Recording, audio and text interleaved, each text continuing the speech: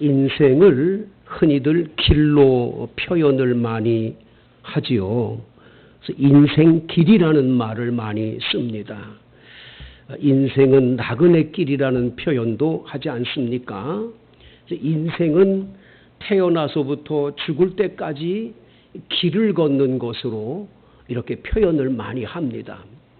그래서 찬송가에도 이 인생의 길을 찬송하는 그 찬송 가사들이 의외로 많아요. 그래서 괴로운 인생길 가는 몸이, 그런 찬양이잖아요. 괴로운 인생길 가는 몸이, 이렇게 찬양하지 않습니까? 또 갈 길을 밝히 보이시니, 조금 전에 부른 찬송가의 가사처럼 나의 갈 길 다가도록 예수 인도하시니, 또 내 갈 길 멀고 밤은 깊은데 어두운 제약길에서 목자 없는 양같이, 그런 찬송도 있고요. 우리가 지금은 길 가는 나그네라는 찬양도 있고, 여러분 좋아하는 찬송가 가운데 주와 같이 길 가는 것 즐거운 일 아닌가, 이런 찬송도 있지요. 여러분, 우리는 인생길을 걸어가고 있어요. 죽음이라고 하는 종착점까지 계속 길을 걷는 거죠. 이 길은 내가 가다가 멈추고 싶다고 멈출 수가 없는 거죠. 매일매일 인생길을 걸어가고 있는 겁니다. 이 길이 쉬운 길만 있지 않고 어렵고 험한 길도 많이 있잖아요. 생각지도 않는 어려움들이 찾아와서 그 풍파를 만나기도 하고, 뜨거운 태양이 내리쬐서 내가 어떻게 걷기가 힘들어질 정도로 어려운 문제들을 우리 인생길에서 만날 때도 얼마나 많습니까? 고속도로와 같은 하이웨이가 있는가 반면에 꼬불꼬불 산길을 걸어야 되는 것처럼 어려운 길도 만날 때가 많아요. 근데 여러분, 이런 인생길을 걸어갈 때 우리 그리스도인들은 어떠한 모습으로 걸어가야 성공적으로 승리하는 삶으로 여러분의 인생길을 마칠 수가 있을까요? 그것을 오늘 본문에서 여러분과 제가 함께 찾아보며 은혜를 받고자 합니다. 오늘 성경을 한번 보시면요, 첫 번째로 28절 29절을 한번 같이 읽어보실까요? 28절 29절 시작. 이삭의 나이가 180세라.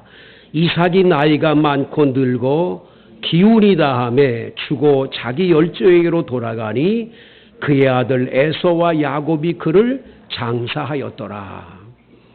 여러분, 우리는 인생길의 종착점인 죽음이라는 게 꼭 있어요. 죽음의 종착점까지 우리는 인생길을 걸어가고 있는 중이에요. 근데 여러분, 오늘 성경에 이삭은 180세를 살았어요. 이 180세를 살았는데 29절에 보면 나이가 많았지요. 두 번째는 늙었다 그랬어요. 늙었다. 그리고는 기운이 다해서. 그러니까 기력이 다 쇠할 때까지 사시다가 180세에 딱 세상을 떠났음을 보게 되는 거죠. 성도 여러분, 정말 우리들이 웰빙이라는 말을 많이 썼잖아요. 웰빙. 그래서 웰빙 제품들이 얼마나 많이 나왔는지 몰라요. 이거 정말 행복하게 어떻게 하면 인생을 살 수 있을까? 이 웰빙을 많이 생각했는데 웰빙만 가지고는 안 된다는 거예요. 지금은 웰다잉. 어떻게 죽냐? 품위 있고 멋지게. 어떻게 하면 아주 행복하게 죽음을 맞이할 수 있을까? 죽을 때까지.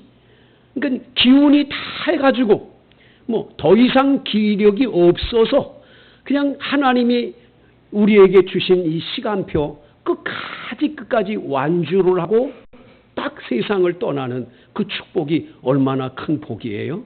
여러분의 인생길이 이 이삭의 복이 임하기를 축복합니다.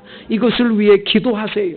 주여, 나는 99세까지 팔팔하게 살다가 2, 3일만 앓고 떠나가게 해주세요. 뭐 이렇게 기도하든지, 내가 지금 벌써 90세니까 너무 이제 얼마 안 남으면 안 되니까 나 120세까지 살고 싶다. 뭐 여러분들이 하나님 앞에 주어진 시간표가 있을 거 아니에요. 그때까지 건강하게 몸이 아프지 않도록.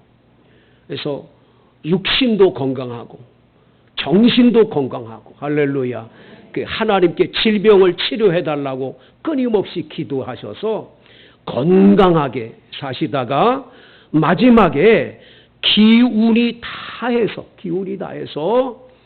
하늘나라에 가는 이 웰다잉의 은혜가 임하는 것, 이거 여러분의 기도 제목이 되기를 간절히 축복합니다. 이 두 번째는 뭘 말해줍니까? 오늘 성경에서 36장 6절을 한번 같이 읽어봅니다. 36장 6절이에요. 시작.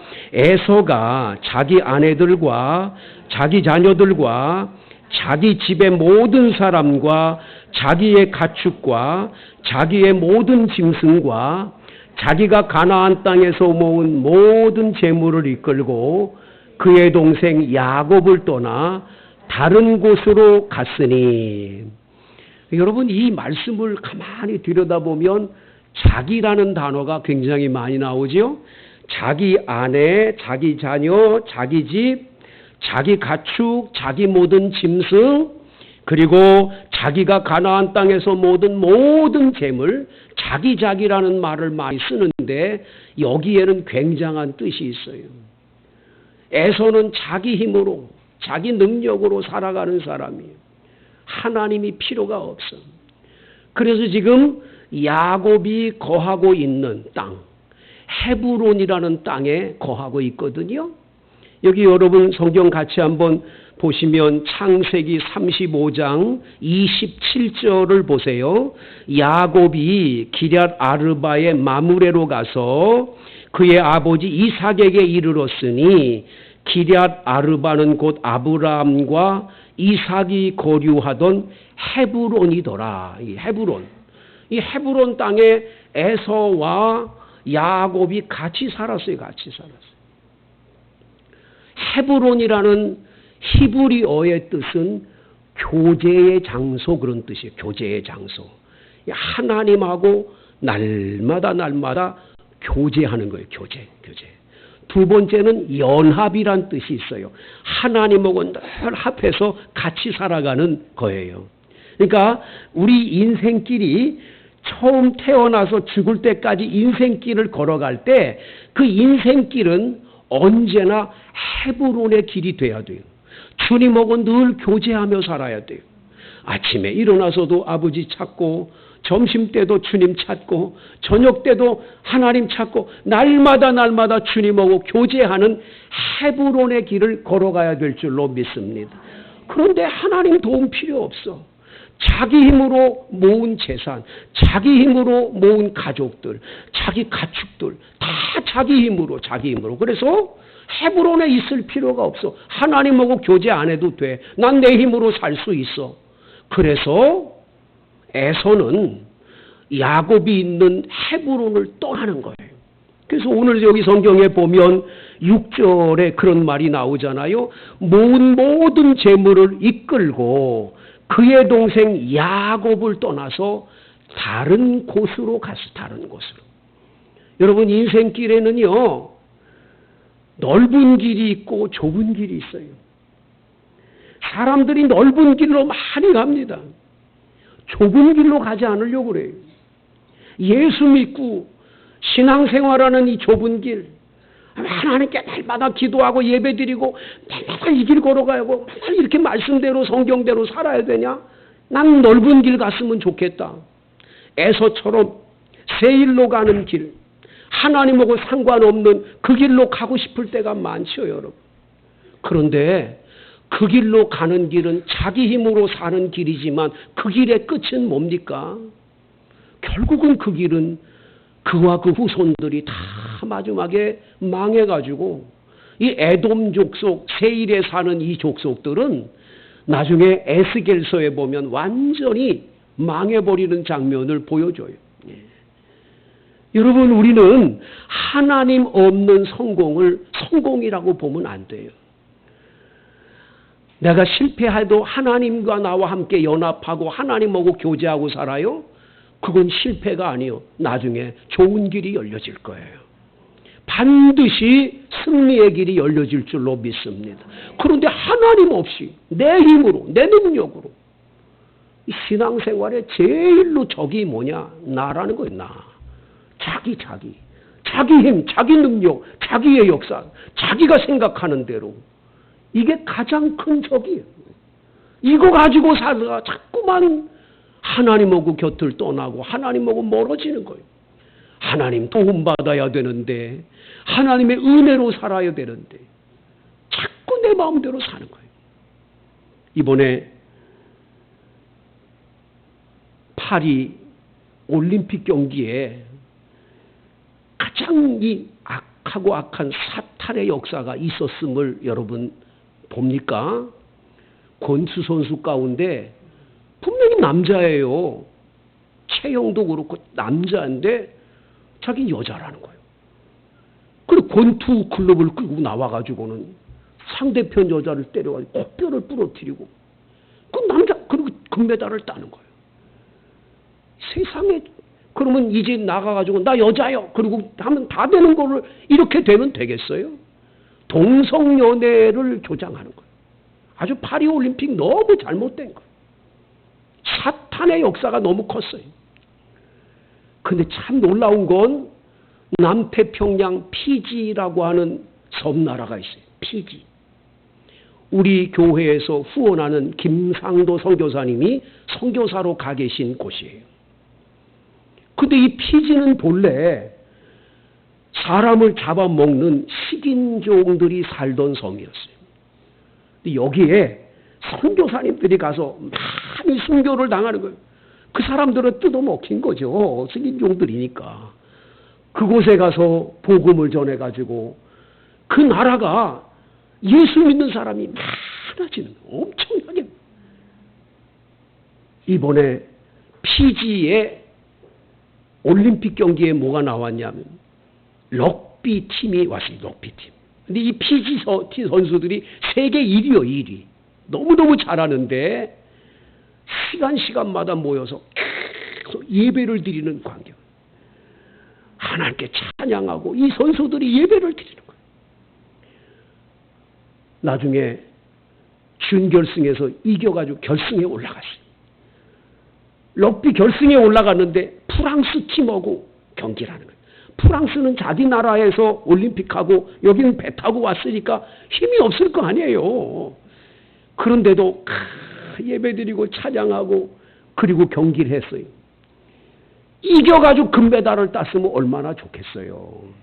프랑스 팀한테 졌어요. 우리는 은메달 따고 금메달을 못 받는 그냥 실망하잖아요. 얼마나 낙심해요. 근데 이 감독하고 주장이 나와가지고 이분들이 인터뷰를 하는데 참 놀라운 인터뷰를 하는 거예요. 하나님은 금메달을 딸 때도 계시지만 은메달을 딴 우리에게도 지금 하나님 같이 계신다라는 거예요. 그 말이 크게 감동이 되는 거예요. 많은 분들이요, 성공만 하면 하나님은 계시는 것 같고 실패하면 하나님이 안 계신다. 그러니까 우리는 자꾸만 신앙생활할 때 불평이 많고 원망이 많은 거예요. 아니에요. 하나님은 둘째, 셋째, 꼴찌를 해도 하나님 나와 같이 계신 걸 믿어야 되는 거예요. 이 헤브론에서 하나님과 늘 교제하고 하나님하고 연합해 사는 사람은 실패가 아닌 거예요. 좌절하고 낭망하지 않는 거예요. 왜? 하나님이 함께 하시니까. 우리는 이 길로 가야 할 줄로 믿습니다. 내 힘, 내 능력 의지하면 패하는 거예요. 내가 최고다 그러고 내 생각대로 해야 된다. 그 교만이요, 그만. 그런 사람은 무너지게 돼 있어요. 하나님 그냥 안 둬요. 그래서 우리는 언제나 에서가 가는 그 길로 가면 안 돼. 에서가 간 길은 하나님하고 등지는 길, 하나님하고 멀어지는 길, 하나님하고 교제하고 하나님과 연합해서 살아야 될 그 길을 포기하고 가는 길이기 때문에 에서는 그 후손들과 함께 잘못된 길로 가는 거예요. 그래서 여기 성경은 분명하게 말하는 게 뭐냐? 여기 창세기 여기 여러분 보세요. 이 성경 말씀에 이 6절 말씀에 보면 그의 동생 야곱을 떠나 다른 곳으로 갔다. 다른 곳. 하나님이 기뻐하는 길이 아닌 다른 곳으로 가는 거예요. 이 길은 결단코 성공의 길이고 축복의 길이 아닌 줄로 믿습니다. 그래서 어려워도 힘들어도 잘 될 때도 언제나 하나님 중심으로 사는 여러분 되기를 축복합니다. 이 길로 가야 복된 길이요. 오직 예수만이 길인 줄로 믿습니다. 다른 곳에 있지 않아요. 그래서 예수님이 길이요 진리요 생명이요. 예수님 붙잡고 가면 지금 내가 힘들고 어려워도 반드시 나중에 보면 하나님이 이렇게 복을 주는구나 간증할 날이 돌아올 줄로 믿습니다. 그 다음 여러분 또 하나 우리 보실 것은 35장 21절 22절 시작. 이스라엘이 다시 길을 떠나 에델 망대를 지나 장막을 쳤더라. 이스라엘이 그 땅에 거주할 때에 루벤이 가서 그 아버지의 첩 비라와 동침함에 이스라엘이 이를 들었더라. 이 야곱이 길을 떠나 가는데 끝까지 이 바단 아람에 있는 바로 헤브론으로 그냥 바단 아람이 아니라 헤브론으로 그냥 가야 되는데 가다가 예델 망대라는 곳에 머물러서 거기서 또 장막을 치고 사는 거예요. 이 주님 만나는 곳으로 갈 땐 그냥 가야지 중간에 머물면 안 되는 거예요. 그 머물러 있는 동안에 기가 막힌 사건을 보게 되는 거죠. 그게 뭡니까? 맏아들인 장남 루벤이 자기 서모 그러니까 야곱에겐 4부인이 있었는데 첫째 부인이 레아, 둘째 부인이 라헬, 셋째 부인이 비라, 실바 이렇게 4이 있는데 세 번째 부인 빌라한테 이 맏아들 루벤 그러니까 레아가 낳은 맏아들 이 루벤이 통침을 하는 사건이 일어나는 거예요. 정말 부적절한 이런 일이 벌어진 거예요. 여러분 우리 인생길은요 길을 걷되 마귀가 그냥 두지 않아요. 끊임없이 시험거리 우리 유혹을 해서 죄짓게 만드는 일들이 너무너무 많은 거예요.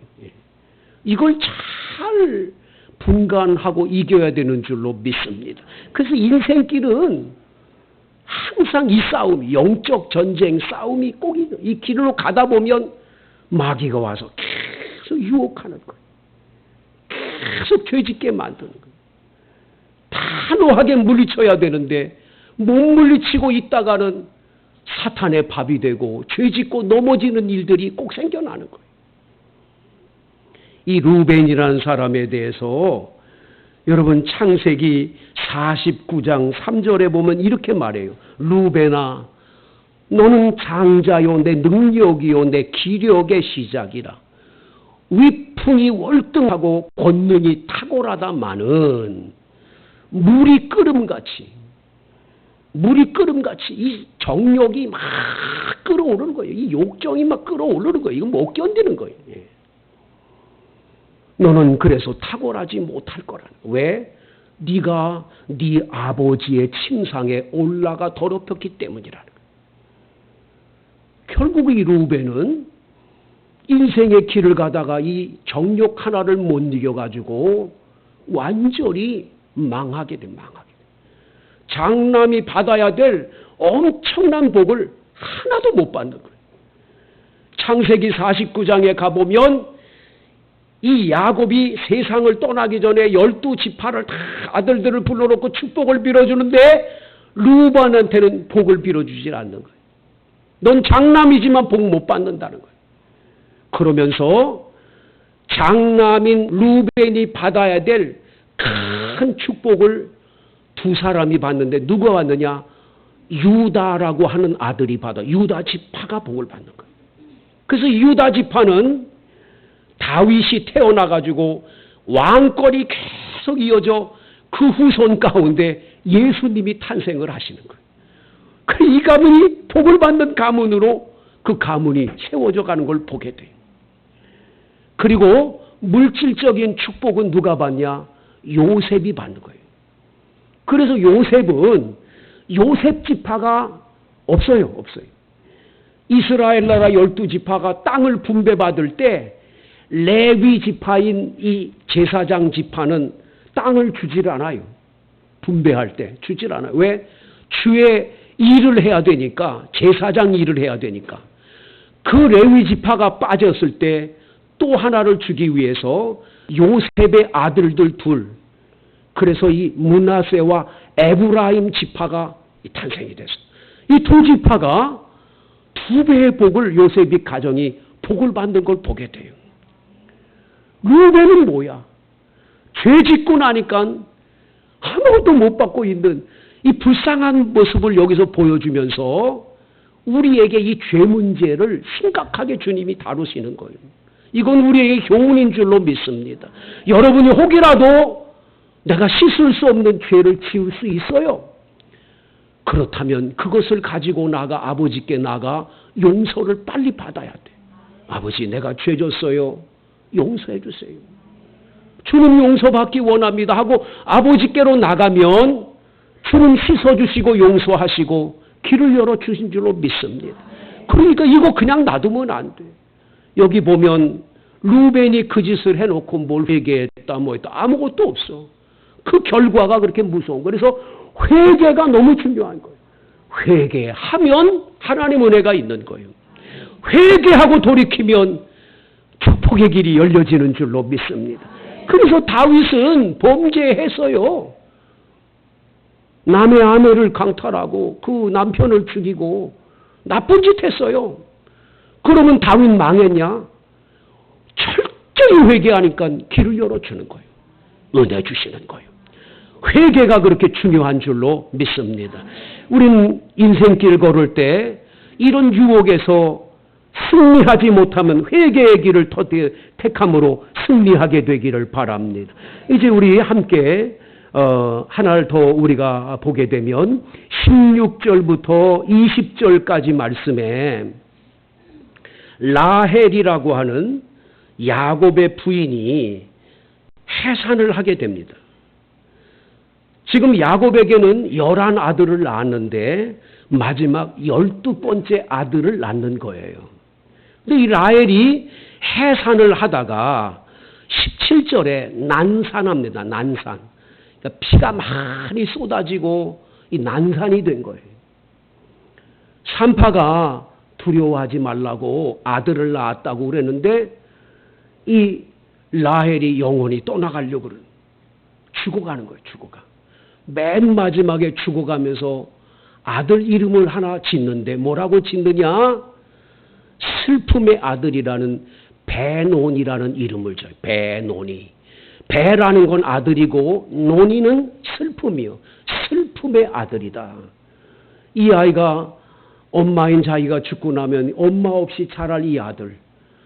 슬픔의 아들이죠. 얼마나 슬프겠어요. 그래서 슬픔의 아들이라고 짓는데 오늘 성경 18절 말씀에 보면 그의 아버지인 이 야곱은 아니라는 거예요. 베노니가 아니라는 거예요. 베냐민이라는 거예요. 베냐민. 왜? 하나님이 오른손으로 이 아들을 붙들어서 이 아들은 오른손 아들이다. 오른손의 아들. 그래서 오른손의 아들이라는 베냐민이라고 이름을 바꿔주는 거예요. 베, 아들인데 냐민, 오른손, 오른손의 아들로 이름을 바꿔준 줄로 믿습니다. 이 말씀은 우리에게 우리 인생길을 걸어갈 때 인생길에서 꼭 우리에게 가르쳐주는 게 이거예요.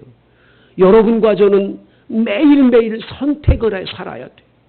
뭘 해 먹을까 선택, 뭘 입을까 선택. 인생은 선택의 연속이에요. 죽을 때까지 선택하는 거예요. 근데 가장 여러분들이 실패하고 좌절하는 것 중에 하나가 뭐냐? 이거예요, 바로. 내가 슬픔의 아들을 선택할 거냐? 오른손의 아들을 선택할 거냐? 많은 분들이 끊임없이 부정적이고 잘못된 걸 선택해 가는 거예요. 긍정적이고 잘되고 이런 거를 선택을 잘 안 하는 거예요. 여러분, 바구니에다가 10개의 사과를 누가 가지고 왔어요. 그 바구니에 있는 사과 가운데 여러분 어떤 사과를 제일 먼저 먹습니까? 제일 못생기고 제일 흠이 있고 제일 안 좋은 것부터 먹는 분이 계세요. 그분은요 10개 끝까지 먹을 때까지 나쁜 것만 먹는 거예요. 왜? 10개 가운데 나쁜 거 먹었어. 9개 남았는데 9개 중에 제일 나쁜 것도 먹었어. 8개 가운데 제일 나쁜 게 먹었어. 그러니까 마지막까지 나쁜 걸 먹는 거야. 거꾸로 제일 맛있는 거 잘생긴 놈 제일 좋은 거 먼저 먹었어. 그러면 그 다음에 9개도 제일 좋은 거 먹어. 끝까지 10개 다 먹을 때까지 좋은 것만 먹는 거예요. 무슨 말인지 아시겠어요? 왜 베논이 슬픔의 아들이라고 이름을 짓냐? 하나님 살아계신데 하나님이 이 아들 키워줄 건데 오른손으로 붙들어 줄 건데 잘 될 건데 그러면 잘 된다는 것만 택해야지 왜 안 되는 것만 택하냐고. 꼭 안 되는 것만 생각하고 꼭 어려운 것만 생각하고 없는 것만 생각하고 모자란 것만 생각하고 왜 그래요? 줄 것을 생각하고 채워줄 걸 생각하고. 아멘도 아니요. 2부 예배 때는 아멘이 막 나왔는데 좀 잘 되는 거 생각하면 안 돼요? 왜 하필이면 꼭 슬픔의 아들 여기만 택하냐고요. 인생길을 걸어가면서 항상 여기에 무너지는 거예요. 많은 분들이 꼭 안 좋은 것만 보고 얘기하는 거 있어요. 여러분 남편이요 잘 되길 바래요. 자꾸 칭찬을 더 해보세요. 칭찬을. 양말을 벗어가지고 돌돌 말아가지고 그냥 놔두고 가는 이 남편 야단을 막 치잖아요. 끝까지 그래 끝까지. 근데 어느 날 이 남자가 이래가지고 빨래통에다 딱 던졌는데 쏙 들어갔어. 그랬더니 여보 나이스 대단하네. 당신 어떻게 그렇게 했어. 그 다음부터는 이 남자가 그걸 던지기 연습을 해가지고 끝까지 넣어주더라는 거야. 칭찬을 많이 하면 할수록 달라진다니까요. 왜 안 된다고 못 된다고 왜 자꾸 슬픔의 아들인 베논이만 자꾸 생각하고 그 말을 하냐고요. 잘 될 거라고. 아멘. 욥은 재산 다 없어졌어요. 아들도 다 죽었어요. 몸에 악창이란 병까지 왔어요. 그러면 불평해야지요. 그럼에도 욥은 욥기 23장 10절에 말해요. 나의 가는 길을 그가 아시나니 그가 나를 단련하신 후에 내가 정금같이 순금같이 나오리라. 여러분 이 믿음이 여러분의 믿음 되기를 축복합니다.